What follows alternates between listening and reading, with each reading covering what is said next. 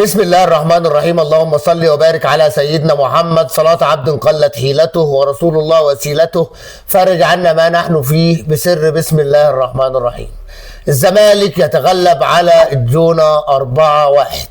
المصري البورسعيدي يعود إلى المسار الصحيح ويتغلب على إنبي 2-1. فوز مهم لنادي حرس الحدود والكابتن محمد يوسف 1-0 على مودرن سبورت. النهارده كان قرعة كاس افريقيا، مجموعة مصر في كاس افريقيا. علي معلول يودع جماهير النادي الاهلي، الونش في الزمالك وياسر ابراهيم في الاهلي الى مستشفى الاصابات. النهارده كان ختام الجولة العاشرة من الدوري الممتاز. كان النهارده مباراة الزمالك بيلاعب نادي الجونة، مباراة سهلة، مباراة كانت في المتناول. الزمالك قدر يفرح جمهوره، قدر ياخد الهدية اللي اداها له النادي الاهلي للمرة الثانية على التوالي، ما يرفضش الهدية. اصبح نادي الزمالك 20 بونت في المركز الثاني، انتعشت امل نادي الزمالك. المباراة كانت مباراة سلسة وخصوصا في الشوط الثاني بالنسبة لنادي الزمالك. ناصر منسي احرز الهدف الاول لنادي الزمالك في الدقيقة 7، اضافة الى سيف الدين الجزيري احرز هدفين. والمتعة كلها يا جماعة، كل المتعة في عبد الله السعيد. عبد الله السعيد يمرض ولا يموت. عبد الله السعيد 40 سنة وبيلعب في نادي الزمالك، مأدي كل حاجة عليه. تحس عبد الله السعيد رجع 10 سنين لورا. عبد الله السعيد النهارده شفناه بيدافع، شفناه بيستغل خطأ الحارس المرمى، حارس مرمى اللي هو يعتبر من اسباب برضه فوز نادي الزمالك. حارس مرمى الجونة ساعد نادي الزمالك باخطاء فادحة لا تتكرر من حارس مرمى، لدرجة الكابتن علاء عبد العال كان عايز ياكله. ممكن نكمل انا مع سعادتك؟ ايه يعني الغطاسه بتاعت امك دي؟ ايه الغلطانه اللي انت فيها دي؟ كان عايز النهارده، شايفين الكابتن علاء عبد العال عايز ياكل حارس المرمى. النهارده الزمالك قضى ماتش طيب، عمل مباراة من الناحية الفنية كويسة، بس أحلى ما في المباراة عبد الله السعيد يا جماعة. ده لعيب في حتة تانية خالص، لا بيتأثر بكلام ولا بيتأثر بإعلام ولا عبد الله السعيد دايما بيرد في الملعب فقط لا غير، ما بتسمعلوش صوت. راجل عنده 40 سنة، لازم نادي الزمالك يجدد التعاقد معاه بأي ثمن. عايزين نشوف في وجود عبد الله السعيد، في عدم وجوده الزمالك عامل ايه. عبد الله السعيد طاقة جبارة، لاعب موهوب، تاريخ جوه مصر كلها. النهارده النادي الزمالك وصل للي هو عايزه، خد ال3 بونت. هيلاعب يوم الجمعه القادم نادي بيراميدز في معجنه يا جماعه، هتبقى مباراه معجنه. الاول بيلعب الثاني، وبيراميدز ناقص منه على الاقل 6 لعيبه مؤثرين. هنشوف الزمالك هل هيستغل نادي بيراميدز. بدانا حاليا يا جماعه نشوف الدوري بشكل مختلف، بدانا نشوف كل الفرق لا ب10 ماتشات، عايزين الموضوع ده يستمر. بدأنا نشوف الفرق ما بين الأول والخامس 3 بونت. بيراميدز يتصدر ب 21 بونت، الزمالك 20 بونت، الأهلي 20 بونت. سيراميكا كيلوباترا اللي في الطالع مع الكابتن أيمن الرمادي وصل ل 19 بونت. النهارده نادي المصري بعد تغلبه على نادي إنبي أصبح 18 بونت. بدأنا نشوف الدوري المصري بشكل مختلف، بدأنا نشوف دوري حلو، دوري ممتع، بنستنى الماتشات كلها علشان نتابعها.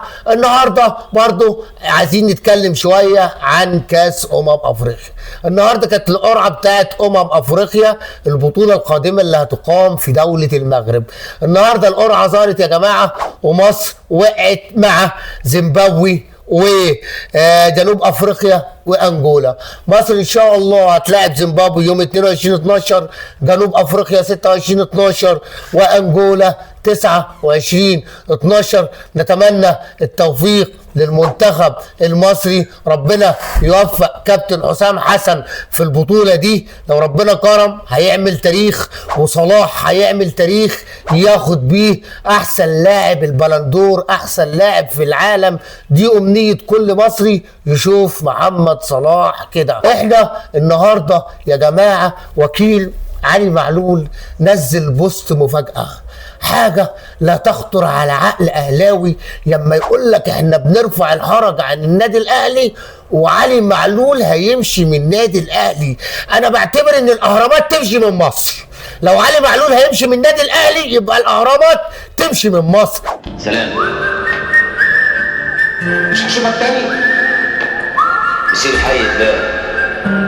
سلام. سلام يا صاحبي. علي معلول مش دي جزاته، مش دي المكافأة بتاعته. راجل من 2016 ل 2025 أحسن باك ليفت في أفريقيا، نرميه ببلاش؟ هي آخرة خدمة الغز علقة زي ما بيقولوا. يا كابتن محمود يا خطيب راجع نفسك. علي معلول ثروة قومية، مش مصر اللي تعامل ولا النادي الأهلي اللي عامل علي معلول كده. علي معلول تاريخ جوه النادي الأهلي. علي معلول ما بخلش على النادي الأهلي بنقطة عرق واحدة. اسأل أي حد أحسن باك ليفت، أحسن محترف جه النادي الأهلي من سنين، وراجل رجع لكامل شفاه وبيلعب في الملعب وبيتدرب وجاهز للعب. يطلع علي معلول يقول لك أرفع الحرج عن النادي الأهلي عن بيته. أمال فين اللي كنتوا بتقولوا على علي معلول هيبقى ابن من أبناء النادي الأهلي، هنديله وظيفة إدارية في الأهلي؟ علي معلول يستحق معاملة أحسن من كده يا جماعة. مستشفى الإصابات في واحدة تزعل واحدة تفرح. اللي تزعل إصابة الونش، لأن الونش عمود من أعمدة نادي الزمالك الرئيسية. اللي تفرح ياسر إبراهيم، عشان أنا ما شفتش حد بقالي شهر من الأهلي أو من الأهلاوية أو مشجعين نادي الأهلي على قهوة على كافيه.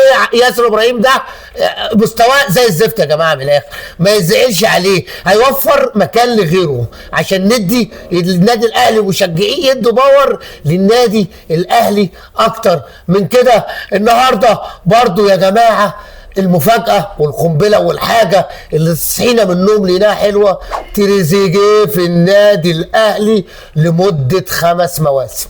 بعد انتهاء الموسم بتاعه هيجي يلعب في كأس العالم للأندية. وتريزيجيه يا جماعة معجون بميت الأهلي، بيحب النادي الأهلي. يكفي إن تريزيجيه تنازل عن $100,000 من عقده عشان يجي النادي الأهلي. العشرة طمرت، التربية طمرت، غير اللي احنا بنشوفه في أماكن كتير وفي نوادي كتير. الجدول الدوري بقى حلو، بقى ممتع، بنستنى ماتشات وماتشات. هتلاقي باور، هتلاقي قوة في الدوري. ان شاء الله هنتابعكم بكل مراحل الدوري من اوله لاخره. وعايز اوجه رسالة في الاخر يا جماعة، احنا في البرنامج ده بنقول اللي احنا شايفينه، بنقول حق ربنا، بنقول عدل ربنا. شكرا ليكم، سلام عليكم.